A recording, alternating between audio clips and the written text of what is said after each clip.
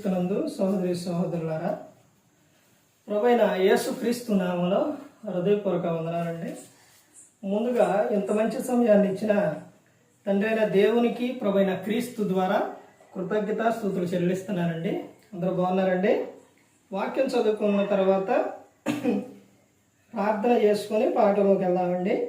మార్గ రాసిన సువార్త 9వ అధ్యాయం 48వ వచనం.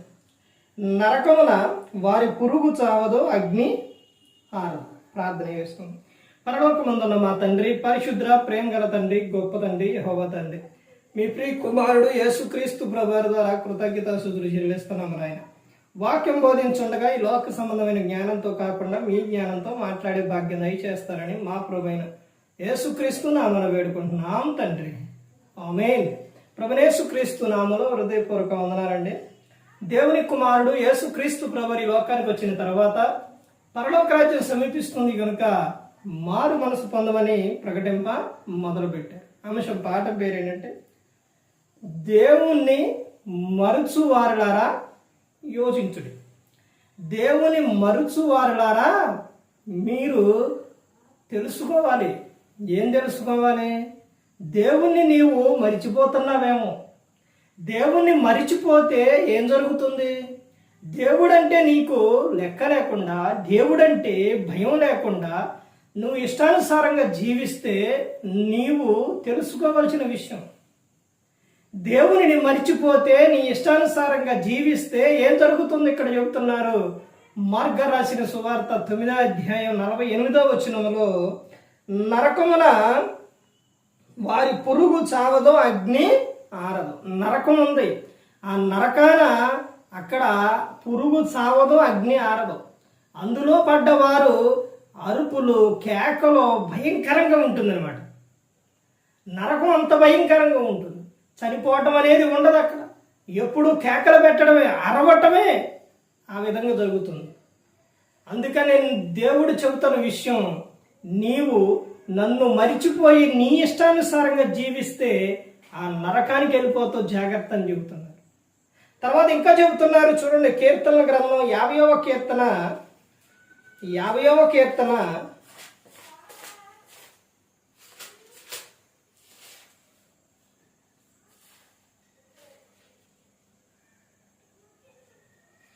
16వ వచనం నుంచి చూస్తే, భక్తిహీనులతో దేవుడు ఇట్లు సెలవిచ్చుచున్నాడు. ఎవరితో చెబుతున్నారంట? భక్తిహీనులతో. వారికి చెబుతున్న విషయం, నువ్వు భక్తిలో నిలకడగా ఉండాలి. భక్తిహీనులతో దేవుడు చెబుతున్న విషయం ఏంటంటే, నా కట్టడలు వివరించుటకు నీకేమి పని? నా నిబంధన నీ నోట వచించదవేమి? దిద్దుబాటు నీకు అసహ్యం కదా. నీవు నా మాటలను నీ వెనుకకు త్రోసివేసెదవు. నీవు దొంగని చూచినప్పుడు వానితో ఏకీభవించదవు. వ్యభిచారులతో నీవు సాంగత్యం చేసేదవు. కీడు చేయవలన నీవు నీ నోరు తెరుచుచున్నావు. నీ నాలుక కపటము కల్పించుచున్నది. నీవు కూర్చుండి నీ సహోదరుడి మీద కొండెములు చెప్పుచున్నావు. నీ తల్లి కుమారుడి మీద అపనిందను మోపుచున్నావు.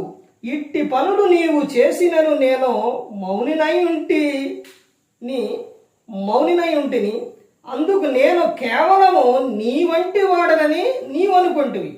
అయితే నీ కన్నుల ఎదుట ఈ సంగతులు నేను వరుసగా ఉంచి నిన్ను గద్దించెదను.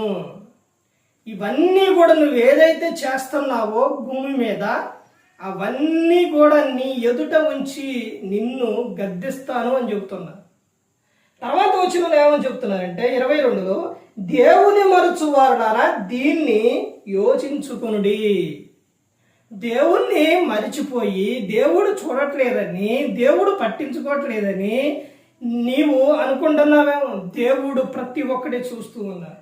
అందుకనే చెబుతున్నారు కదా, దీనిని నువ్వేం చేయాలి?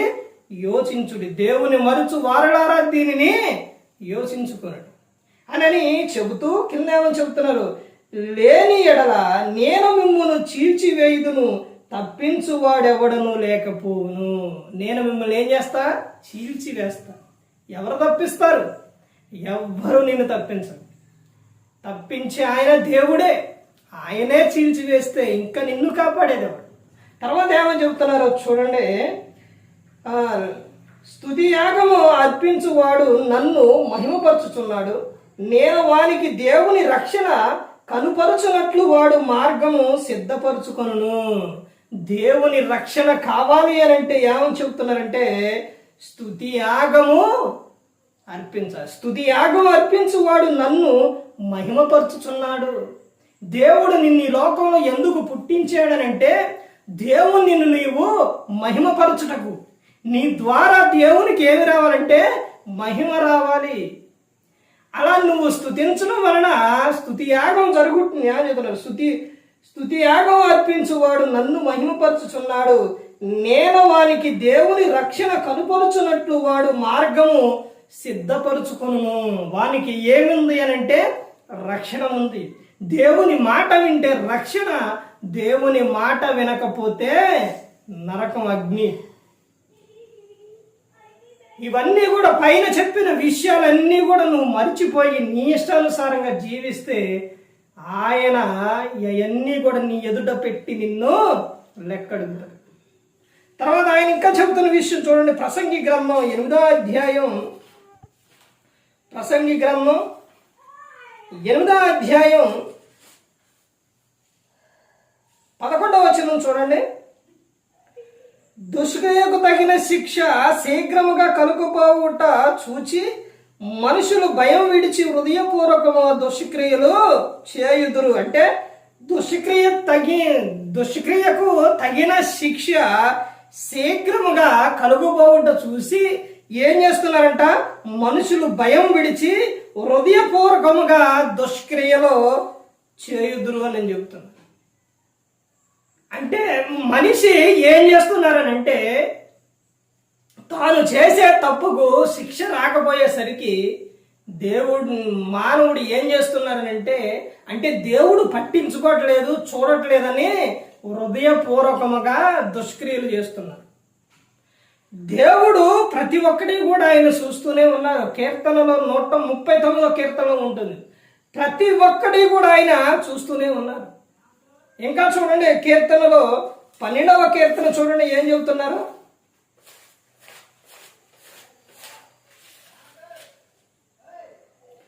12వ కీర్తన 3వ వచనం, యెహోవా ఇచ్చకమలాడు పెదవులన్నిటినీ బింకమలాడు నాలుకలన్నిటినీ కోసివేయును.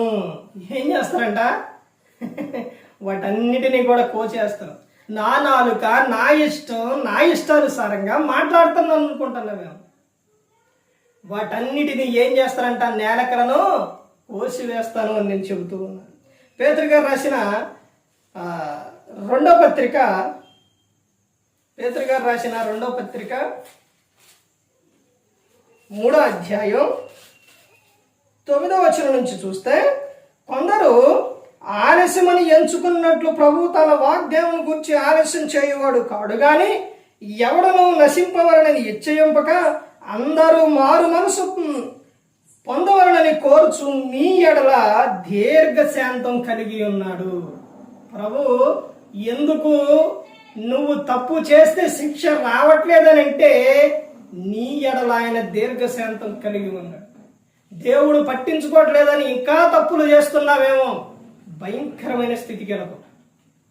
ఎందుకు నీకు అవకాశం ఇస్తున్నాడు, ఎందుకు నీ పట్ల దీర్ఘశాంతం చూపిస్తున్నాడంటే నువ్వు మారు మనసు పొందాలని, నీ మనసు మార్చుకోవాలని, నువ్వు దేవుని ఎడల తిరగాలని, నువ్వు పరలోకం చేరాలని దేవుడు ఆయన కోరుకున్నాడు.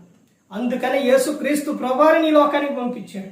ఆయన పట్ల నువ్వు విశ్వాసం కలిగి ఉండు, నువ్వు ఈ లోకం విడిచిన పరలోకానికి చేరు. ఆయన వస్తారు అని చెబితే ఇంకా ఎప్పుడు వస్తారు అనుకుంటున్నావేమో. ఆయన మాట సెలవిచ్చాడు, ఆయన నమ్మదగిన వాడు, ఆయన వస్తారు. నువ్వు నీ మట్టుకు నువ్వు ఎలా ఉండాలి? జాగ్రత్త కలిగి ఉండాలని చెబుతున్నారు. అపోస్తలుడైన పౌలు గారు ఫిలిప్పీయులకు రాసిన పత్రిక 4వ అధ్యాయం, అపోస్తలుడైన పౌలు గారు ఫిలిప్పీయులకు రాసిన పత్రిక 4వ అధ్యాయం 3వ వచనం, అవును నిజమైన సహకారి ఆ స్త్రీలు క్లెమెంతుతోనూ నా ఇతర సహకారులతోనూ సువార్త పనిలో నాతో కూడా ప్రయాసపడిన వారు గనుక వారికి సహాయం చేయమని నిన్ను వేడుకొనుచున్నాను. ఆ సహకారుల పేర్లు జీవ గ్రంథమందు రాయబడి ఉన్నవి. ఎక్కడున్నాయి అంట? జీవ గ్రంథమందు. దేవుణ్ణి మరుచువారులారా గమనించండి. ఇదిగో మీ పేరుడు ఎక్కడాలంటే నువ్వు చేసే ప్రతి ఒక్కటి కూడా జీవ గ్రంథంలో రాయబడుతుంది. ఇదిగో ఇంకా దేవుని యందు భయభక్తులు కలిగి ఉన్న వారికి ఆయన ఒక గ్రంథం ఉంది, జీవ గ్రంథం ఉంది, అందులో నీ పేరు రాస్తారు. తర్వాత మలాకీ గ్రంథంలో చూస్తే దేవుని యందు భయభక్తులు గలవారు మాట్లాడుచుండగా వారికి ఒక గ్రంథమే ఉందంట. వారికి ఒక గ్రంథమే ఉంది. ఈ సహకారుల పేర్లు ఎక్కడున్నాయంట? జీవ గ్రంథంలో వారి పేర్లు రాయబడి ఉన్నవి అని చెబుతున్నారు. యోహాను గారు రాసిన సువార్త 16వ అధ్యాయం చూడండి. యోహాను గారు రాసిన సువార్త 16వ అధ్యాయం,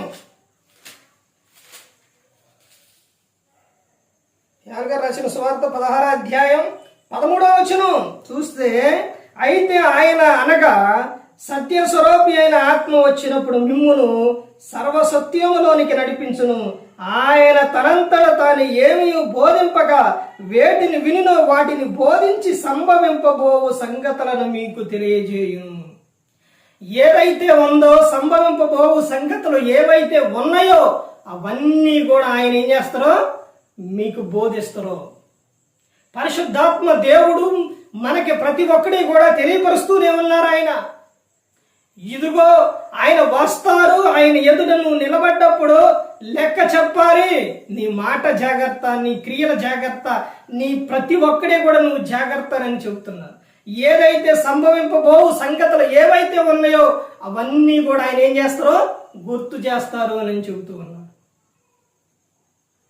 ఇదిగో నువ్వు కలిగి ఉండవలసిన విధానం ఏంటంటే నువ్వు మంచి ప్రవర్తన కలిగి ఉండాలి, దేవుని యందు భయభక్తులు కలిగి ఉండాలి, నువ్వు పరిశుద్ధంగా జీవించాలి, మారు మనసు పొందాలి, నీ పాపాలకు నువ్వు ఏం చేయాలి? పశ్చాత్తాపడాలి. అందుకని ప్రతి ఒక్కరు కూడా గమనించుకొని దేవుని మరుచు వారులారా గమనించండి, యోచించండి. నీ క్రియలో ఎలా ఉన్నాయో ఒకసారి ఆలోచించు. అగ్ని ఉంది, నరకం, అగ్ని ఆరదు, పురుగు చావదు, భయంకరంగా ఉంటుంది. ఆ తర్వాత నువ్వు నీ ఇష్టానుసారంగా జీవిస్తావన్నీ కూడా వరసగా పెట్టి లెక్క అడుగుతారంట.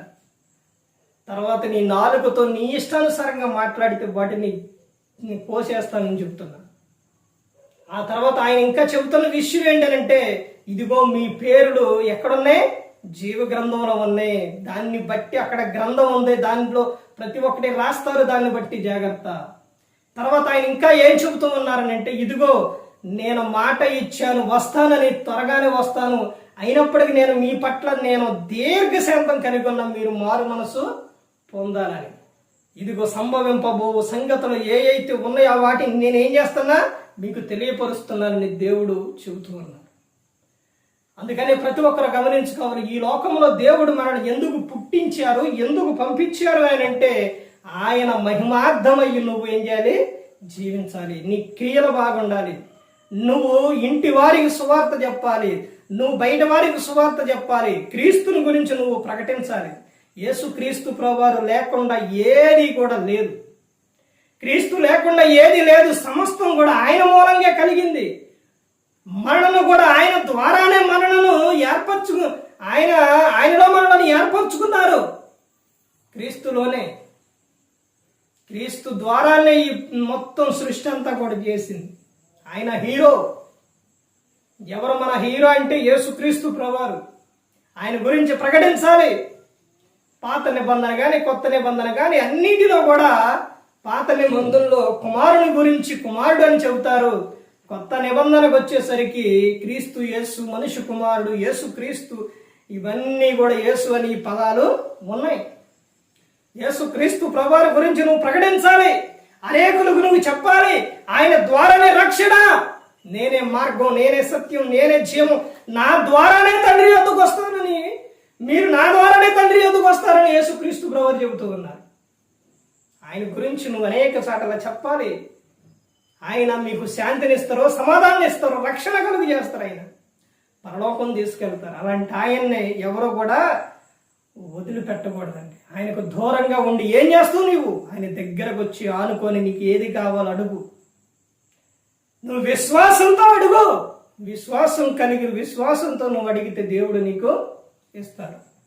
ఏ ఒక్కరు కూడా నశించి నరకానికి వెళ్ళిపోకూడదని యేసుక్రీస్తు ప్రభువారు ఈ లోకానికి వచ్చి మనందరి కోసం శిలువలో తన ప్రాణాన్ని పెట్టి ఉన్నారు.